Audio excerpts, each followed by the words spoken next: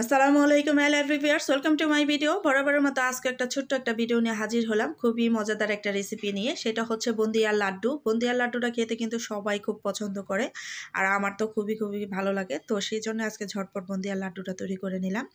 তো আমি বেটারটা তৈরি করা দেখাইনি, যদি আপনাদের ইচ্ছে হয় তাহলে আপনারা আমার চ্যানেলে গিয়ে বুন্দিয়ার রেসিপিটা দেখে নিতে পারেন। তো যাই হোক, আমি বুন্দিয়ার বেটারটা তৈরি করে নিয়েছি। এখন আমি বুন্দিয়াটাকে ভেজে নেব। সেই জন্য আমি একটা স্পুন নিয়েছি যুক্ত।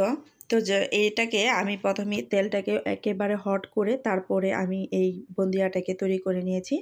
আপনার হাতের ব্যালেন্সের উপর ডিপেন্ড করে বুন্দিয়ার গোলাকারটা। তো আপনার হাতটা যত সুন্দর করে রাখবেন এই বুন্দিয়াটা তত সুন্দর গোল হবে। আমি কাছ থেকে দেখাচ্ছি কতটা সুন্দর ফ্লাফি হয়েছে, মাশাআল্লাহ। তো এভাবে আমি সবগুলো এক এক করে ভেজে নেব। তবে আপনারা এটা দেওয়ার 2 মিনিট একটু ভেজে নেবেন, এতে করে বেসনের যে একটা কাঁচা গন্ধ সেটা চলে যাবে। তো এটাকে বেশি ভাজতে হয় না, এটা খুব দ্রুতই ভাজা হয়ে যায়। তো একটু কালার চলে আসলেই আমি এটাকে তুলে নিয়েছি। তো আমি এভাবে সবগুলো আমি এক এক করে ভেজে নিচ্ছি। তো আমি আগেই শিরাটা রেডি করে নিয়েছি। তো আমি ভিডিওটা দেখাতে পারিনি, আমার একটু মোবাইলের সমস্যা ছিল তাই। তো আপনারা যখনই শিরাটা তৈরি করবেন তখন দেখবেন, চেক করে নেবেন যে এক তার হয়েছে কিনা শিরাটা। হাতের তালুতে বা দুই হাতের আঙ্গুলের সাহায্যে এটা চেক করে নেবেন। তারপর এইগুলা বুন্দিয়াগুলো দিয়ে দিবেন, দিয়ে ঢাকনাতে ঢেকে 2 মিনিটের মতো এভাবে ঢেকে নেবেন। এতে করে কি হবে, বুন্দিয়াটা একদম শিরায় ডুবো হয়ে যাবে আর এটা সফট হয়ে আসবে।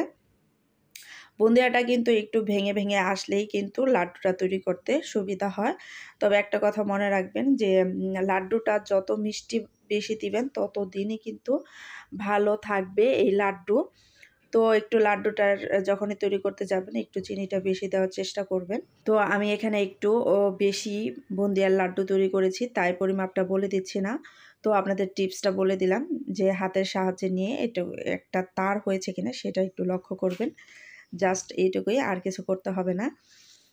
তো আমি এভাবে ভালো করে মিক্স করে নিচ্ছি। আমার এখানে একটু কালার দেওয়ার ইচ্ছে ছিল, কালারটা দিতে ভুলে গিয়েছি। পরে আমি এটা বুন্দিয়ার সাথে কালারটা অ্যাড করে নিয়েছি, মাশাআল্লাহ। তো আমি এটাকে ঢাকনাতে ঢেকে, আমার মনে হয় হয়ে এসেছে। তো আমি আরও একটু ঢাকনাতে ঢেকে এটাকে একটু আরও 2 মিনিট এটাকে কুক করে নেব। মাশাআল্লাহ, ফাইনালি আমার এই বুন্দিয়াগুলো রেডি হয়ে গেছে। তো আমার এক হাতে মোবাইল, আর দ্বিতীয়ত আমি একটু তাড়াতাড়ি করছিলাম তাই ভালো করে ভিডিওটা তৈরি করতে পারিনি। তো যাই হোক, আশা করি আপনাদের কাছে ভালোই লেগেছে ভিডিওটা।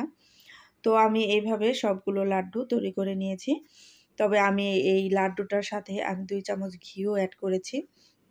এতে করে কি হয়, যখন আপনি লাড্ডুটা তৈরি করবেন তারপরে দেখবেন যে অনেকটাই হার্ড হয়, এটা সহজে জমাট বাঁধে।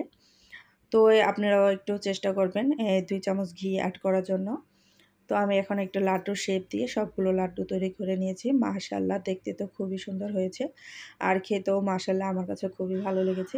তো আশা করি আজকে আমার ভিডিওটা খুব ভালো লেগেছে। ভালো লাগলে লাইক, কমেন্টস অ্যান্ড সাবস্ক্রাইব করে আমার পাশেই থাকবেন। আর যাদের বুঝতে অসুবিধা হয়েছে তারা চাইলে কিন্তু আমার চ্যানেলে যে বুন্দিয়ার রেসিপিটা দেখে নিতে পারেন, সেম একই প্রসেসিং। তো যাই হোক, তো আর কথা বাড়াচ্ছি না। তো ভালো থাকুন, সুস্থ থাকুন, এই কামনা রইল। ওকে, আল্লাহ হাফেজ।